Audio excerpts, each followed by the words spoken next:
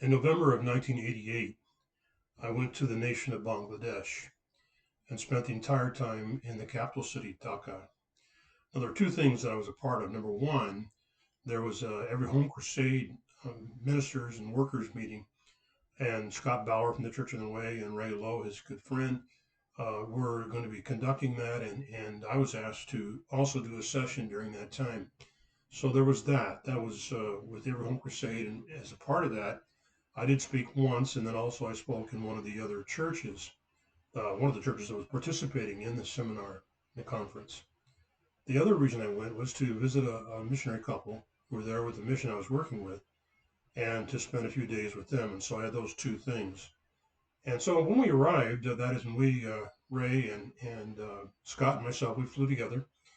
And when we arrived, we stayed at it's a Baptist guest house, and we were there just a few hours getting settled in that guest house. And there was a tropical cyclone, a typhoon that was phenomenally strong came in. In fact, there were hundreds of people who lost their lives. But we couldn't sleep. There's just a lot of noise and just things, debris floating around, flying around, and it was a real tragic thing. So we couldn't sleep. We prayed for people who were in danger and harm's way, and it just kind of came through quickly. It was gone, and within a couple of days, we were doing our conference. So it was very interesting when we arrived. Already, as we came to the venue, there were probably 200 or 300 people already there, and it was a large meeting hall, and they were all sitting on the ground. But everyone wears sandals there, and outside in this rather wide hallway between two of the major doors were all these sandals, pairs of sandals. I mean, at least a couple of hundred, and they're all pretty much together, like 6 or 8 deep, like 40 or 50 feet. I mean, it was really it was something.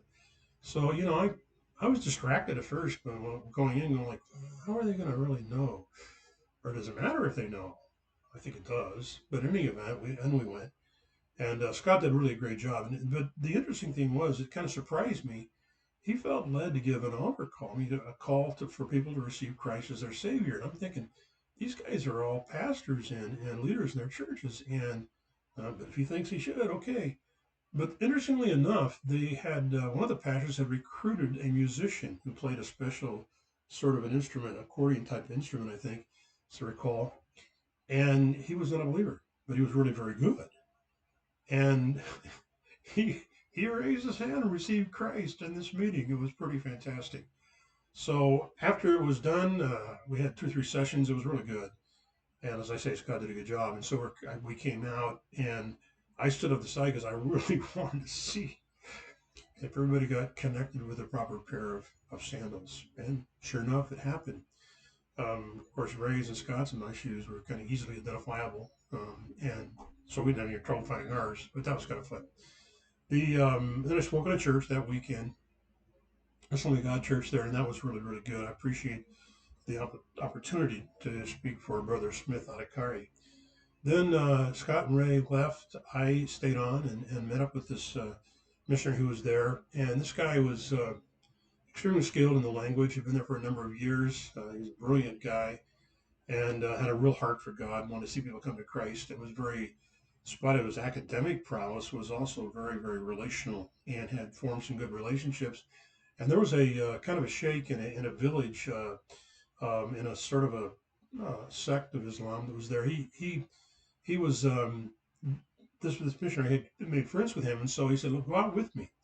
So we went out together one evening, and it was warm, and there were mosquitoes, that kind of thing, and they loved me. But as we got there, this fellow had one of his men stand behind us, this big palm leaf like, and was our fan as we sat outside this guy's little hut. It was amazing, and had this little snake thing on the ground, where the smoke comes up, and that's supposed to kill the mosquitoes. I think it's pretty effective, actually. So we were talking there for a while, and this guy had just gotten back from going to India, where there was a peer, one of their somebody they really respected from the past and kind of revered, and you'd go to the place where they were buried or born or whatever.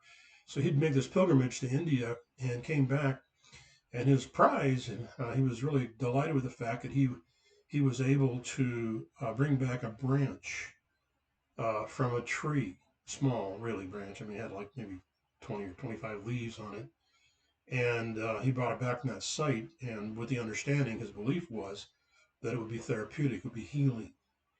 So he brought it out to show us. He was proud of that. And so we talked about that a little bit.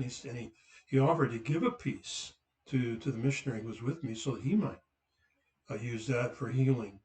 So this brother had the opportunity to say, to thank him for his kindness and generosity of the offer, but explain to him how Jesus healed without the use of any aids. He just healed, and that was really a cool story because there was a whole explanation of Jesus not only as our Savior but as our healer, and that meant a lot to him, and that was really a fun experience to be a part of that particular step.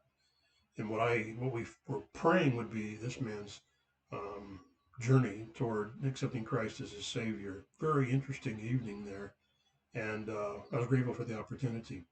Dhaka is a very impoverished city, impoverished nation, and there's a lot of begging on the streets. And my missionary friend had a way to help. It's like we can't get to everybody, but he had a way to give something to a lot and with compassion. So it was good to see his heart responding as well to the poor, in addition to the ministry that God had given him, among especially this one little village there where we had that time together. So that was November of 1988. That was my experience in Bangladesh, and not my only one. A few years later, I was to return, and that'll be the subject of another video.